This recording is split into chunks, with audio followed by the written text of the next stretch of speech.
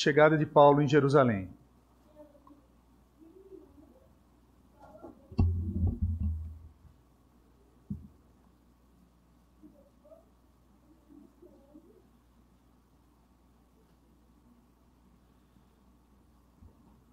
A palavra de Deus diz assim: tendo nós chegado a Jerusalém, os irmãos nos receberam com alegria. No dia seguinte, Paulo foi conosco a encontrar-se com Tiago e todos os presbíteros se reuniram.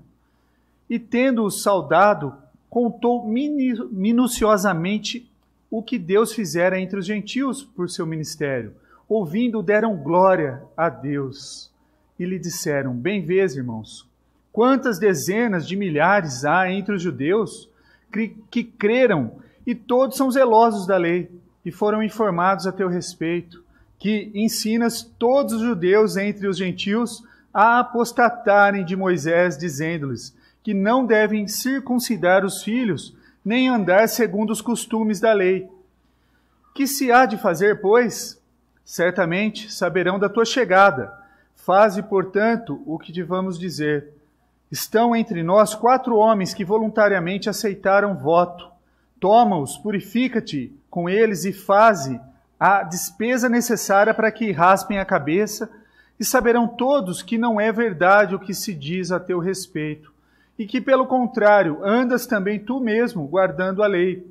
Quanto aos gentios que creram, já lhes transmitimos decisões para que se abstenham das coisas sacrificadas a ídolos, do sangue da carne de animais sufocados e das relações sexuais ilícitas. Então, Paulo, tomando aqueles homens no dia seguinte, tendo-os purificado com eles, entrou no templo, acertando o cumprimento dos dias da purificação, até que se fizesse a oferta em favor de cada um deles. Quando já estava por findar os 7 dias, os judeus vindo da Ásia, tendo visto Paulo no templo, alvoroçaram todo o povo e o agarraram, gritando: israelitas, socorro! Este homem que por toda parte ensina a todos a serem contra o povo, contra a lei e contra este lugar, ainda mais introduziu até gregos no templo e profanou este recinto sagrado. Pois antes tinham visto Trófimo, o Efésio, em sua companhia na cidade, e julgavam que Paulo o introduzira no templo. Agitou-se toda a cidade, havendo concorrência do povo, e agarrando a Paulo, arrastaram-no para fora do templo, e imediatamente foram fechadas as portas. Procurando eles matá-lo, chegou ao conhecimento do comandante da força que toda Jerusalém estava amotinada. Então este, levando logo soldados e centuriões, correu para o meio do povo. Ao verem chegar o comandante e os soldados, cessaram de espancar Paulo. Aproximando-se o comandante, apoderou-se de Paulo e ordenou que fosse acorrentado com 2 cadeias, perguntando quem era e o que havia feito. Na multidão os gritavam, de modo, outros de outro, não podendo ele, porém, saber a verdade por causa do tumulto. Ordenou Paulo que fosse recolhido à fortaleza. Ao chegar às escadas, foi preciso que os soldados o carregassem por causa da violência da multidão, pois a massa de povo o seguia gritando: mata-o! Até o versículo 37, meus irmãos. Vamos ter uma palavra de oração. Senhor, Tua palavra foi lida, que Teu Santo Espírito, Pai, nos auxilie na transmissão da Tua mensagem, ó Pai, e que os corações que receberão essa mensagem, ó Pai, frutifiquem, ó Pai, que Teu Santo Espírito faça a obra. Oramos em nome de Jesus. Amém. Toda vez que fazemos algo em fórum público, nós corremos o risco de sermos mal compreendidos. Se você der trabalho para alguém, alguns podem entender mal e pensar que você não gosta dessa pessoa. Se você contar uma piada, alguém pode pensar que você não está levando uma situação a sério. Ou se você está falando sério com alguém, alguém pode chegar e falar assim: ele precisa ser mais solto. Nós corremos o risco de sempre sermos mal compreendidos quando nós nos expomos publicamente. E o apóstolo Paulo entendeu isso melhor do que ninguém. Ele compreendeu essa situação. Parecia que todo lugar que ele ia, as pessoas não entendiam suas intenções ou o seu trabalho. Em Atos capítulo 21, nós continuamos aquela jornada onde ele foi passando de cidades em cidades, a igreja cristã gentílica recolhendo ofertas, e ele finalmente chega em Jerusalém. E ele trouxe o que ele havia coletado para a igreja judaica cristã em Jerusalém. E a partir desse encontro nós vamos estudar pelo menos 3 coisas que estão nesse texto que nós lemos. Eles deram glória a Deus, a primeira delas. Versículos 17 a 20. Tendo chegado em Jerusalém, os irmãos nos receberam com alegria. E lá no versículo 20, ouvindo-o, deram glória a Deus. Eles chegaram a Jerusalém, Paulo fez aquele relatório da sua terceira viagem missionária, e eles deram glória a Deus. A igreja o recebeu calorosamente, alegre, feliz, após esse tempo de viagem dele. Os líderes religiosos poderiam ter sido como muitos líderes hoje, vendo uns aos outros como concorrentes. É assim que os líderes se enxergam hoje. Esse aqui é meu concorrente. Infelizmente. Em vez disso, eles saúdam Paulo e aqueles que estavam com Paulo com alegria. E os crentes, calorosamente. Reuniões de pastores, meus irmãos, não são sempre boas. Não são. Parece uma competição. Muitas vezes parece uma reunião de pessoas inseguras, procurando uma afirmação uma das outras, ou então eles estão procurando o quê? Uma oportunidade para se exaltar, se gabar daquilo que eles têm feito ou do sucesso do seu trabalho. O encontro entre Paulo e os líderes de Jerusalém não foi assim, foi diferente. Não há senso de competição, ele não estava competindo com ninguém. Em vez disso, havia um senso de irmandade genuína, de parceria, de cooperação e semelhança. Paulo fez um relatório completo, ele minuciosamente relatou a sua viagem, e ele não precisava se reportar a ninguém, mas ele gostaria que exaltar o Senhor e mostrar o que o Senhor tinha feito aos líderes de Jerusalém, que eles soubessem o que Deus estava fazendo no meio dos gentios, desde Atos 15, que teve o concílio de Jerusalém, onde eles tomaram decisões importantes. Certamente Paulo relatou do companheirismo dele, da experiência ministerial dele com Silas, com o recém-convertido Timóteo. Ele contou sobre sua viagem a Filipos. Ele falou da visão que ele teve do homem na Macedônia.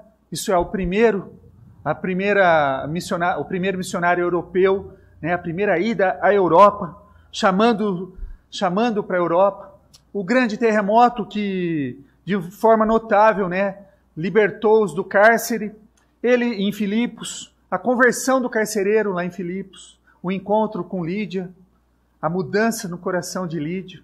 E ele foi relatando, creio que ele contou a resposta do Evangelho a essas pessoas que ele foi encontrando no caminho das viagens missionárias, desses encontros que Deus proporcionou para ele.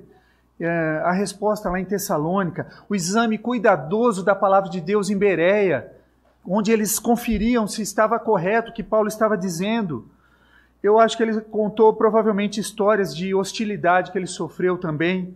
Sem dúvida ele deve ter contado a história de Eutico, o jovem que dormiu e caiu do 3º andar.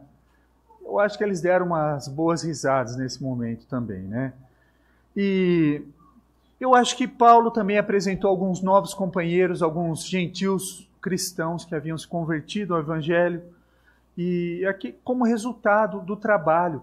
E o apóstolo Paulo ele nunca se gabava, ele falava, não é mérito meu, é mérito de Deus, graças a Deus pelo ministério. Ele deu crédito somente a Deus, ele não se gabava. Olha, ele diz, o que Deus tinha feito. Paulo entendeu que nunca poderia mudar o coração humano e nós não podemos. Só Deus pode fazer isso. E ele não esperava, ele não estava se gabando do seu trabalho, não. Ele estava se gabando, sim, do trabalho que Deus havia feito naquele lugar onde ele passou. Na esperança de que isso não despertasse ciúmes ou despertasse inveja, mas estimulasse aqueles que estavam lá em Jerusalém. Esse era o propósito. Despertasse, encorajasse aqueles irmãos. Os líderes comemoraram com Paulo, né, o trabalho de Deus. O sucesso da missão de Paulo não os diminuiu, pelo contrário, foi um avanço do reino de Deus, né? Os líderes se alegraram quando viram o sucesso, o avanço do reino de Deus. Isso é importante que nós saibamos, nós não estamos competindo com outras igrejas, irmãos. Nós temos irmãos na Assembleia, nós temos irmãos na Quadrangular, nós temos irmãos em outras presbiterianas, nós temos irmãos em outras denominações. Nós somos o reino de Deus aqui na terra. Nós somos o reino de Deus. Não estamos, o nosso trabalho não é a competição. Deus que vai filtrar, Deus que vai tirar os lobos no meio das ovelhas, Deus que vai separar o joio do trigo. Não somos nós que vamos fazer isso. Devemos ser gratos pelo Evangelho, pelo alcance de novas pessoas. Devemos nos alegrar se isso aconteceu aqui, se aconteceu em outra igreja, onde quer que aconteceu.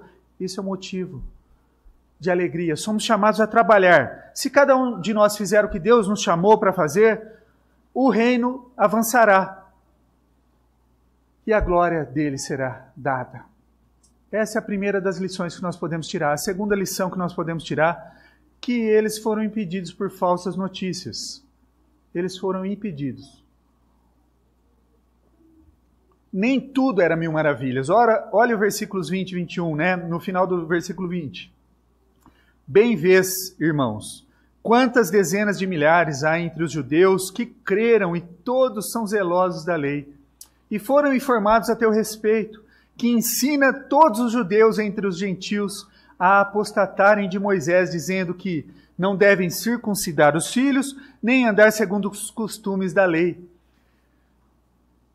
Aqui o que nós percebemos? Houve um exagero nessa primeira acusação. Todos em todos os lugares. Não foi isso que Paulo fez. Além do mais, a acusação de que Paulo ensinou contra o povo judeu simplesmente não podia ser provada. Não tem essa prova de que ele fazia isso. Embora Paulo tivesse o quê? Instruído o povo judeu de que as leis cerimoniais foram cumpridas em Cristo, ele enfatizava que o significado da aplicação, né, da lei moral, e por último, os fatos de que Paulo estava no templo para ser purificado, ele pagara as despesas dos outros 4 nazireus. Ah, que despesas, pastor? Quando eles cumpriam o voto de nazireu, eles tinham que rapar a cabeça, deixar de beber bebida alcoólica, vinho eles não podiam beber, e eles tinham que oferecer sacrifícios no templo. E foi o que o Paulo foi lá e fez. Para quê? Para ele ser salvo? Não! Para que o povo judeu visse que o apóstolo Paulo não tinha rompido com a sua nacionalidade, para que ele contextualizasse com aqueles irmãos judeus, continuo sendo judeu. Então, Paulo, ele pagou por aqueles outros 4 judeus lá, eles tinham que pagar o novilho, tinham que pagar lá os bezerrinhos que iam ser sacrificados, e refutavam as acusações de que Paulo falara contra o templo. Isso ia totalmente contra.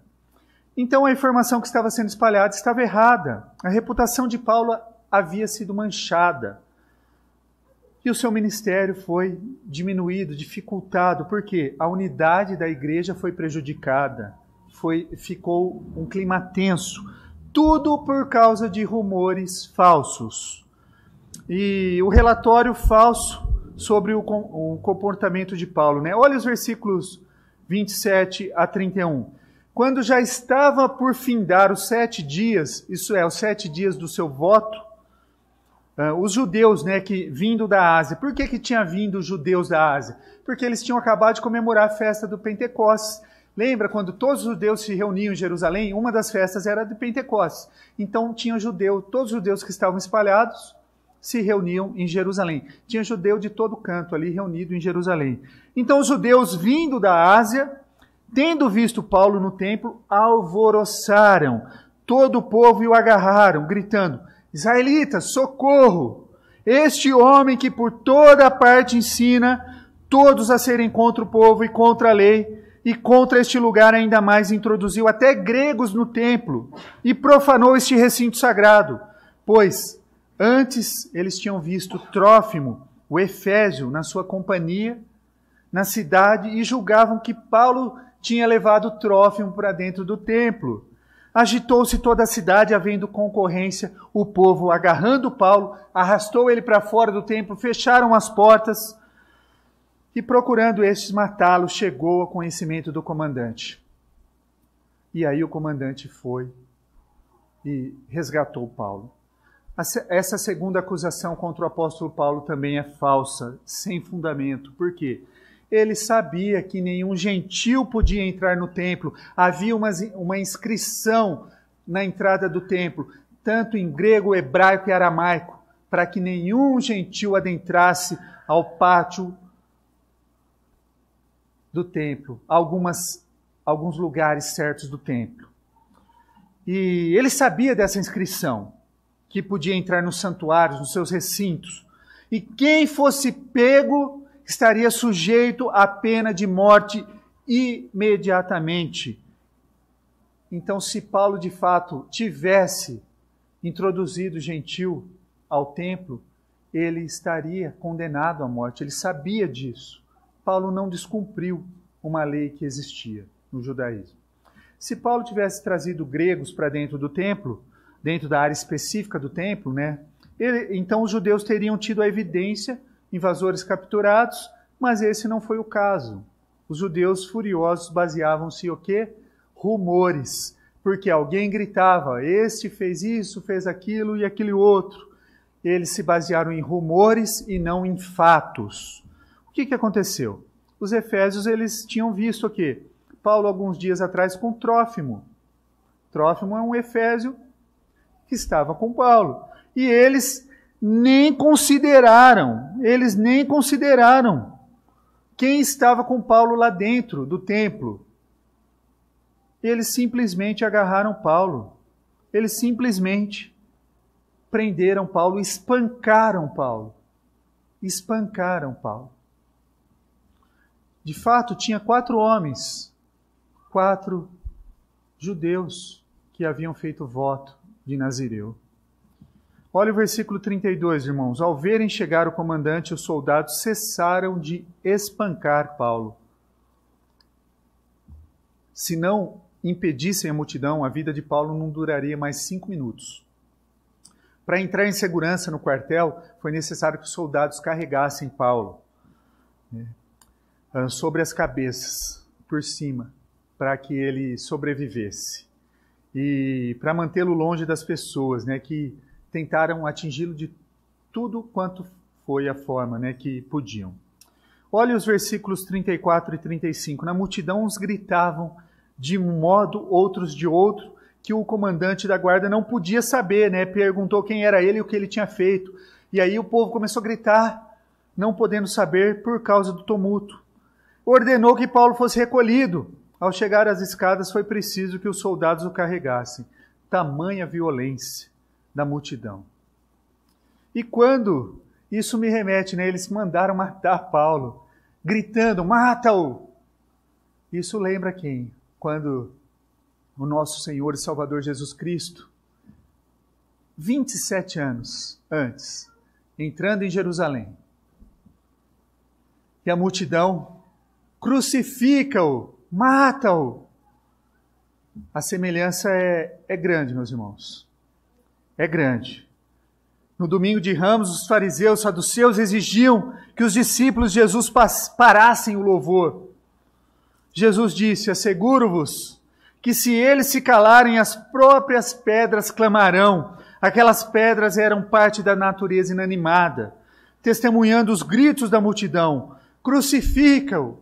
E 27 anos depois, naquele exato local, naquele exato momento, essas pedras ouviram o eco das mesmas palavras sendo dirigidas a quem? Ao mais talentoso dos apóstolos, o apóstolo Paulo. Mata-o!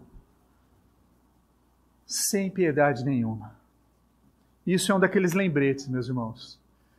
Quão danoso e quão ruim pode ser o quê? Um boato, um relatório falso, uma fofoca. Quão prejudicial pode ser para as pessoas. Suspeito que mais testemunhos foram manchados e mais igrejas foram divididas por causa de boatos, de relatórios falsos. E muitos empregos foram perdidos por causa de relatórios falsos. Não importa o que alguém diga, sempre é uma boa ideia nós termos o quê? Certeza de que a informação é verdadeira antes de compartilhar. Hoje é fácil, né? A gente pega o nosso smartphone, o nosso tablet, começa a compartilhar para todos os lados. A gente nem sabe se é verdade ou não, a gente gostou, vai na mesma linha de pensamento que nós estamos compartilhando. Nem sabemos se é verdade, se é o que eles chamam de fake news ou não. Né? Então, assim, você tem certeza daquilo que você está compartilhando? E você está espalhando falsas notícias. É perigoso isso que nós fazemos, meus irmãos. É perigoso. Então, é importante que a gente tome cuidado. Se é que você precisa compartilhar, eu preciso compartilhar isso. Vai agregar alguma coisa a alguém ou não? Se não, você contenha seu dedinho lá. Feche o seu bico. Não fale, não leve para frente algo que pode ser prejudicial a outra pessoa. Não vai acrescentar nada, não vai ser bom para ninguém. Vamos encarar, a fofoca é algo que nós lutamos contra. Porque se tem uma coisa que o ser humano tem, o desejo é saber o que está acontecendo, ficar sabendo das coisas. Nós queremos. O que está acontecendo? Você quer ver como o povo é curioso? Manda uma mensagem para alguém e apaga aquela mensagem. O que é que você me mandou? O que foi que você escreveu para mim? Você vai deixar a pessoa curiosa ao extremo. O que será que ele mandou aqui, né? Então é algo que nós lutamos e devemos tomar todos os cuidados possíveis. Por quê? É algo, o que foi que ele disse? O que aconteceu lá? E naturalmente às vezes a gente fala e de repente nós estamos falando da vida de alguém, de outra pessoa, e não é uma coisa boa. Então a gente deve filtrar o que nós vamos falar. Vai acrescentar alguma coisa? Vai edificar? Então se guarde, registre. Só para você. Às vezes as pessoas vêm falar com a minha esposa e às vezes é algo simples que eu poderia ter falado, né? O pastor não te falou? Não, não falei, gente. Eu não falo. Eu levo o mínimo possível para dentro de casa sobre os assuntos que as pessoas vêm conversar no gabinete, no escritório. O mínimo possível eu levo. Eu até poderia falar algumas coisas, mas eu não falo. Porque se a pessoa quiser, ela vai falar ela para minha esposa. Tá? Então, a gente tem que tomar cuidado. Tem que tomar cuidado com o que a gente compartilha. Tá? É um segredo, hein? Não conta para ninguém. É um segredo nosso. E aí você conta. Não, se é segredo, guarda, gente. Não conta, não. Segura. Contenha o seu ânimo. Tá? Então, antes de sair falando, devemos saber, procurar, talvez se for sobre alguém, a outra pessoa envolvida, né? Ouvir o lado dela da história. Entender, né, se ela foi compreendida corretamente sobre o acontecido. Você pode ter fatos certos, mas tirar conclusões erradas sobre os acontecimentos, dos fatos. Por isso é sempre bom ouvir os dois lados antes de tirar qualquer conclusão. Tenha cuidado. Você pode tirar conclusões erradas, né? Até mesmo sobre o que você vê. Há várias maneiras. A gente pode ver uma coisa e interpretar de uma maneira totalmente errada. Você não sabe os problemas por trás do que você viu. Por exemplo, você pode ver um homem casado com uma outra mulher que não é a dele numa lanchonete e sair tirando conclusões precipitadas. Não pode? Pode. Aquele homem lá está cometendo adultério. Está traindo a esposa dele. Eu vi ele lá numa lanchonete com uma mulher e não é a mulher dele. Será? Será? E outras explicações podem ser dadas, né? Quando eu estava estudando, me recordei de uma história. eu tinha começado a namorar a minha esposa e eu era monitor no Centro de Divulgação Científica aqui no CDCC, né? A maioria de vocês conhecem. E era aniversário da minha chefe. E ela resolveu fazer o aniversário dela no antigo, era um bar, uma boate, chamava Café Cancún. Eu nunca tinha ido naquele lugar. Ela falou, não, vai lá, vocês não vão gastar nada, vai estar tudo pago, né? Eu era monitor, eu recebia pouco dinheiro e tal. E aí eu falei para minha namorada, para a Tassiana, eu falei, ô Tassiana, posso ir nesse lugar e tal? Tem algum problema? É aniversário? Ela falou, não, vai, tudo bem. E eu fui, e estava eu e um outro amigo lá, outro amigo cristão, totalmente deslocado naquele ambiente, porque aquele ambiente não fazia parte de nós, da nossa vida. E a minha chefe, ela falou assim, ó, esse cartão é para vocês consumir o que vocês quiserem, no final vocês me entregam aqui que está tudo certo. E nós sentamos ali no bar e começamos a tomar um guaraná, né? Cada um e conversando. E depois de um tempo eu fiquei sabendo que uma amiga comum da minha esposa hoje, que era da minha namorada na época, estava dentro do bar e ela, ao invés de vir e falar comigo, conversar comigo, ela ficou me vigiando para ver se eu estava fazendo alguma coisa errada, né? Isso me lembrou. Ela ficou lá, esse cara está traindo a Tassiana. Ela ficou assim, ela ficou na espreita. E no dia, por que ela ficou assim? Porque no dia seguinte, ela ligou para a Tassiana. Oi, tá tudo bem? Sondando ela. Você sabe o que aconteceu? Tá tudo bem? E ontem? Tava tudo bem? Você viu o Jair e tal? E começou a sondar. A Tassiana, não, o Jair foi numa festa assim, assim, assado e tal. Aí ela, ai, ufa, amiga, que bom que você sabe. Era isso que eu queria te contar. A gente vê coisas e tira conclusões precipitadas. Então a gente deve tomar muito cuidado com o que nós vamos fazer e procurar conversar, ouvir, saber, antes de precipitarmos. Recuse-se falar negativamente sobre alguém, outros crentes, outras igrejas. Esse tipo de conversa não é boa e alimenta o inimigo. Não vamos falar mal de um lugar que nós deixamos. Vamos seguir em frente. Rumores e fofocas são como uma flor que foi retirada de um jardim. Uma vez retirada, você não pode colocá-la de volta no jardim. Uma vez que você cortou a flor, ela não pode ser plantada novamente. Pode parecer inofensivo, mas as notícias falsas podem destruir reputação, causar sofrimento a uma família, destruir uma família, uma testemunha, afastar as pessoas do Senhor. E a terceira e última lição que nós podemos tirar desse texto é se preocupar com aquilo que é importante. Versículos 24 a 26. Olha o que Paulo fez.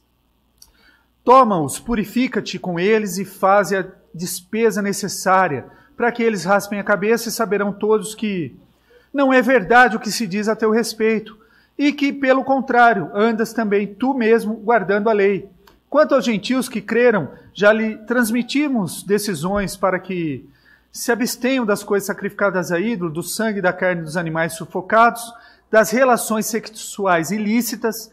Então Paulo, tomando aqueles homens, no dia seguinte, tendo-se purificado com eles, entrou no templo, acertando o cumprimento dos dias da purificação até que fizesse a oferta em favor de cada um deles.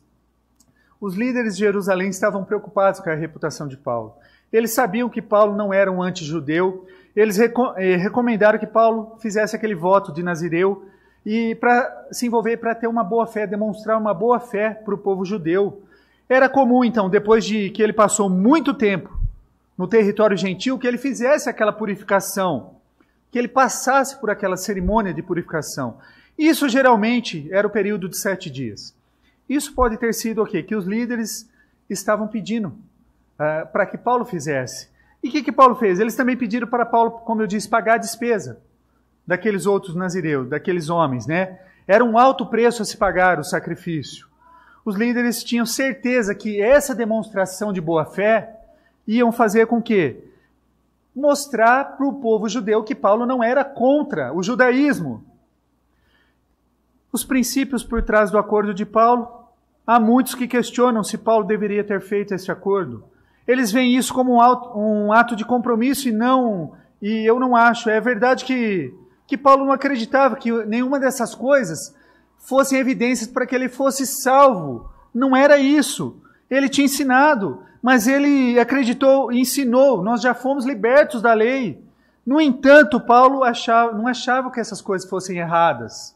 Por isso que ele fez.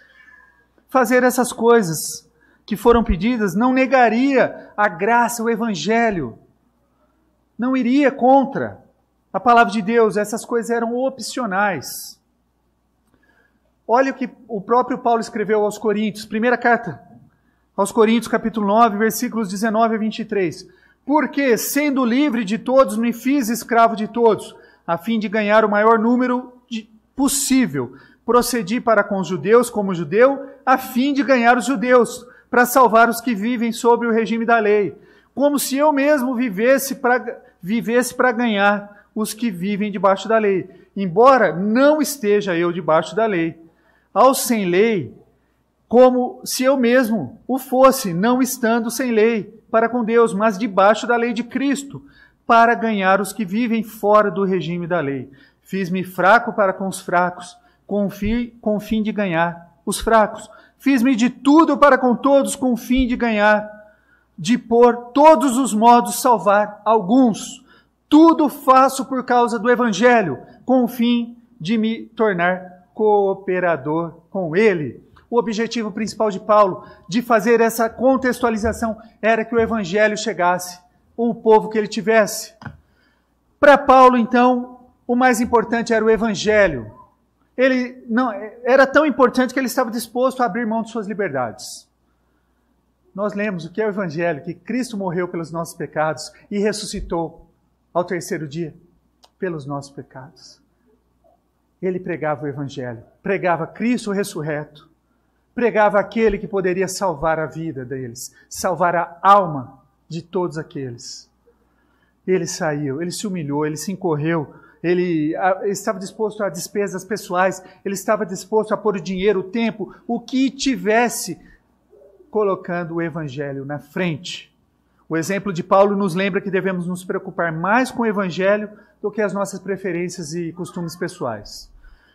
Eu lembro, na época que eu era jovenzinho, eu vivia no meio dos vicentinos, né? Um grupo de católicos, e eu nunca os condenei e nunca fui condenado por estar no meio deles, porque eles eram católicos ou vice-versa. Sabemos que haviam coisas sobre o catolicismo que eu não podia abraçar, mas eu estava no meio deles. Eu ia jogar bola, eu ia fazer entrega de cestas básicas, eu estava lá com eles. Tinha muitos amigos lá, tenho muitos amigos ainda.